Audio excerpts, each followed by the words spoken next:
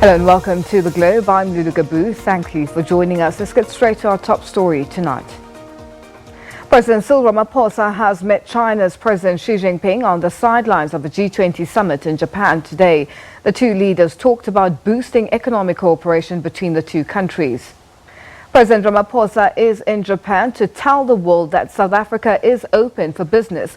Earlier today, Ramaphosa met his Chinese counterpart, attending several meetings, including the China-Africa Leaders Meeting. The G20 Summit brings together leaders from the world's leading economies in Osaka. The two-day meeting comes to an end tomorrow.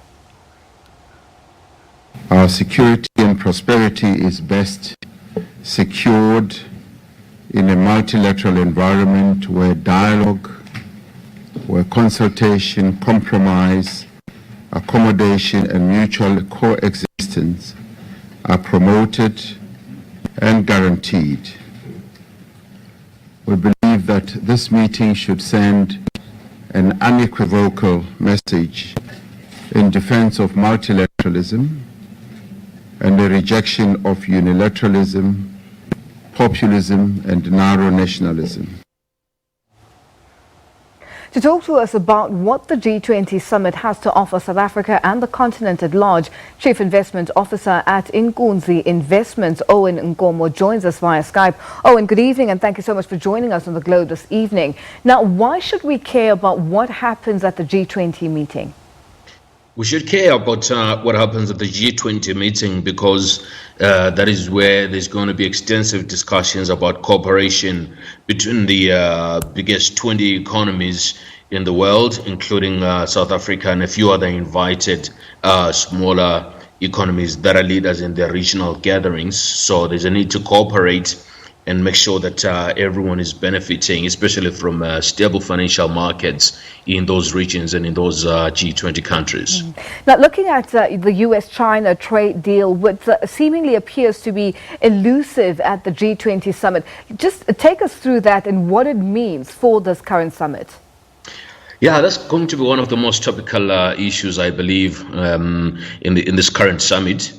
Because, in my view, a failure to close out on the conversations between the USA and China and all the other countries that Donald Trump is now levying tariffs against is going to make sure that global markets and the global economy continues to be uncertain in terms of the direction that it takes. I hope that the current summit will be taken advantage of in terms of trying to forge a solution towards this current impasse, because it definitely has some very negative impacts on the American economy as well as the Chinese economy. So there definitely is a need to get a solution to it. Now, what needs to happen for, with South Africa being the only permanent member from the African continent, what needs to happen going forward to ensure that investment is brought through to South Africa and to the continent? Well, I think we just have to take this the summit as an opportunity to market South Africa as a good investment destination. The president has to convince his counterparts in the G20 and all the other people in the media that will be attending the conference that South Africa is still open for business, and we've got challenges that we're dealing with, and we will hopefully fix them. And I think that is going to be asked a lot of questions around Eskom and around our lower GDP and what steps he's going to take to try and improve things on those fronts. But whatever happens, I hope the president and his team, including the Minister of Finance, will be able to convince people to support us financially, even if we don't have such a strong national balance sheet, if I may put it like that. It's an important opportunity for the president to canvass support for South Africa to get funding going forward. Now, let's just go into some specifics where we see that Germany's exported-orientated economy has suffered some sort of consequence, or it has become extremely exposed because of the supposed trade war between the biggest economies, which is the US and China. The impact of this trade war on the G20 members and the rest of the globe. Yes, I mean, there's lots of money that has been lost through this current war. Germany is not the only loser. Some emerging markets are losers. Some developed economies are losers.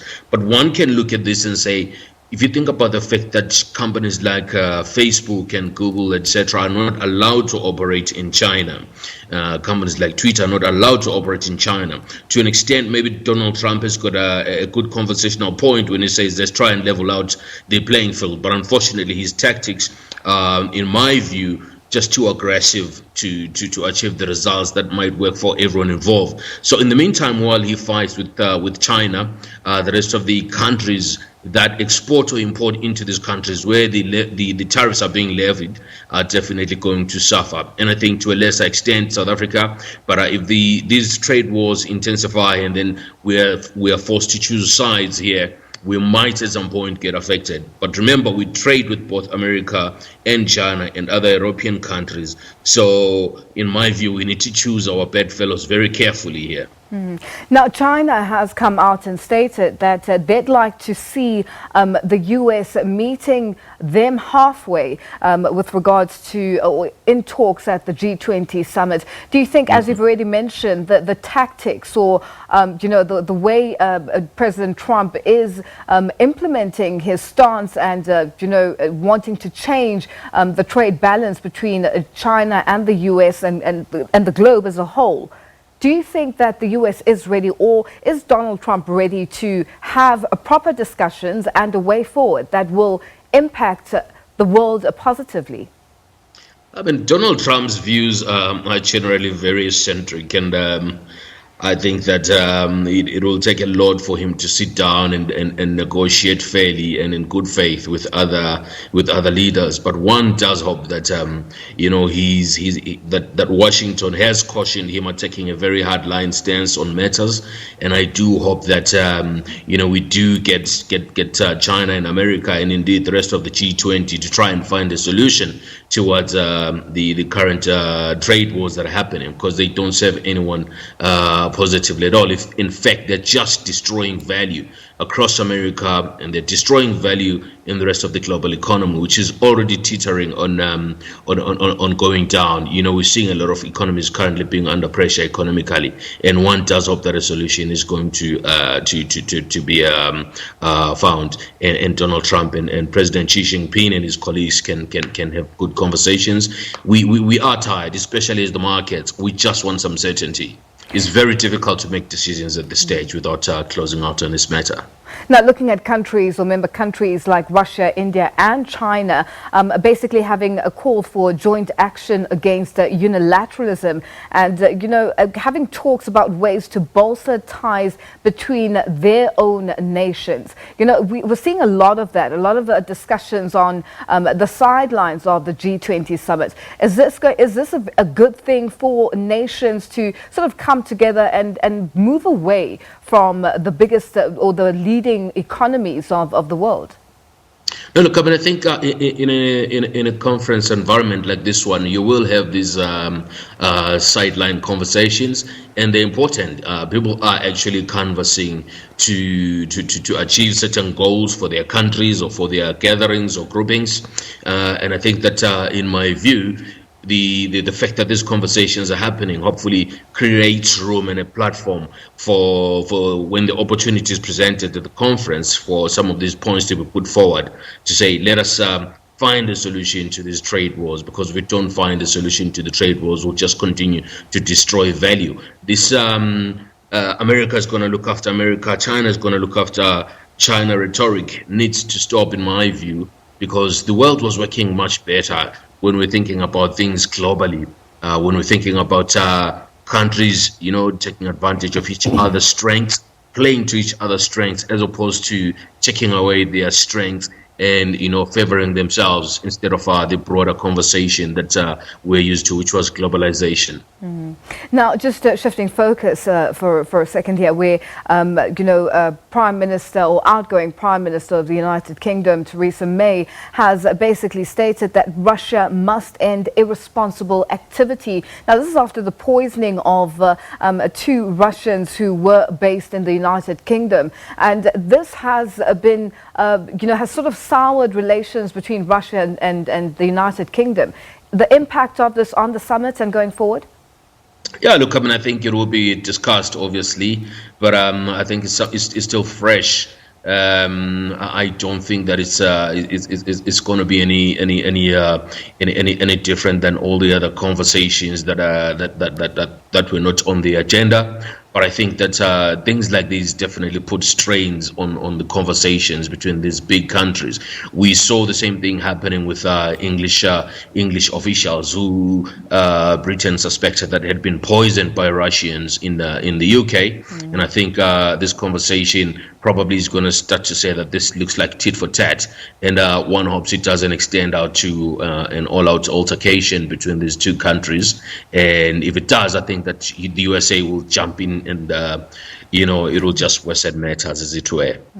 Now, Owen, very quickly, just before we wrap up, South Africa President Cyril Ramaphosa, we touched on it in the beginning, but now what does he really need to say to the world, apart from that South Africa's, doors are open for investment? What else needs to be put out there to show the world that we are ready for investment and we are ready to grow the economy in South Africa and the rest of the continent? It's very simple. Policy certainty, in making sure that investor rights are protected in the country. And I think that's a very strong message that says foreign direct investors into South Africa will be protected by the government, and potentially maybe will give incentives to people coming to South Africa to invest will be great. And I think that one thing that the ratings agencies and the investors globally will be looking for also will be South Africa's ability to control our national debt from rising too aggressively, because we will fail to service any additional funding that we might get from our international partners. And I definitely hope that the president will succeed in continuing to try and get that $100 billion he was looking for last year. And when we do get it, I do hope we're going to put it to good use to help the economy recover. Owen, thank you so much for joining us, and hopefully we will get that investment amount that the president was looking for. That's economist Owen Nkomo joining us via Skype. Time now for a quick break. More news when we return on The Globe. Stay with us.